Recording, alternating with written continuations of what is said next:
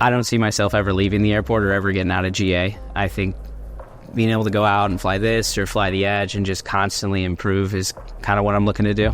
So my future in aviation will probably be flying a jet somewhere to make the money to be able to afford to fly these things, and continuing to try and grow aviation here in Hemet.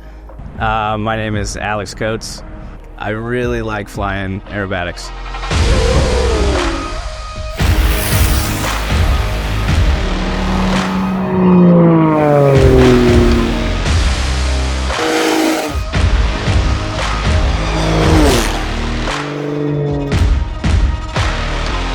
My path to, getting to where I am now started like everybody else's, going to just the local flight school at the local airport and getting my private pilot license up through my instrument, commercial, and then I became a CFI, and I ended up instructing for a while until I hit that magic 1,500 hours, and then did the regional airline thing, and then ultimately ended up at the job I have now, flying the Learjet. What does it take to be an aerobatic pilot?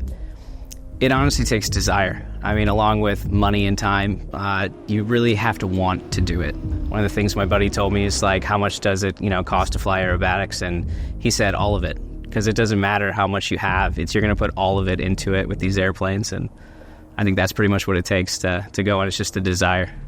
I grew up in the suburbs of Chicago and grew up going to Oshkosh every year, and my dad was always infatuated with aerobatics, and he kind of got me into it, and we would always go over to the IAC pavilion and see all the aerobatic planes, and his dream airplane was the Kristen Eagle. And then about 6-7 years ago, after seeing them fly at Oshkosh, we decided to get one, and that was my first tailwheel airplane that I ever flew, and started slowly learning aerobatics over time. I had a mentor, his name was Norm Mannery. He kind of helped me with the intro to all the different spin sequences and stuff, and then through YouTube and a lot of books, was able to kind of just start building on it with a couple different aerobatic pilots out here at Hemet. Getting over the fear of, flying. For most of us, we go out and we do spins and stuff, and it's a little bit, nerve-wracking at first, and then you get into aerobatics and you have to do those a little bit more precise, and you're putting the airplane into positions that you've never done before.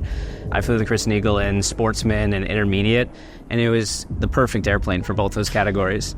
As you move up in category, especially out here with the heat in the summer, it became a little bit more difficult to compete in the Kristen Eagle. It'll still go out and fly the advanced sequence, and it could do everything that you need to do in advance. It's just, as you progress, you realize, I need more power, I need to roll faster, I need to be able to maintain energy a little bit better to compete at a higher level. And so we knew we wanted to find an airplane that wasn't restricted at all. With that, obviously, the price tags are through the roof, and trying to find one's even more difficult. But we actually got lucky. There's an airport about 60 miles north of here that had one of the retired Red Bull Air Race Edge 540s. And we heard, from a friend that it was just sitting up in a hangar. So we started talking to the guy who was formerly owned by Christian Bolden, who was a racer in the Red Bull Air races. From the time we saw it to the time we bought it was about a year. It took that long to try and find a bank to agree to loan us the money and also come up with the money to be able to put a down payment on it. Nobody wanted to touch it.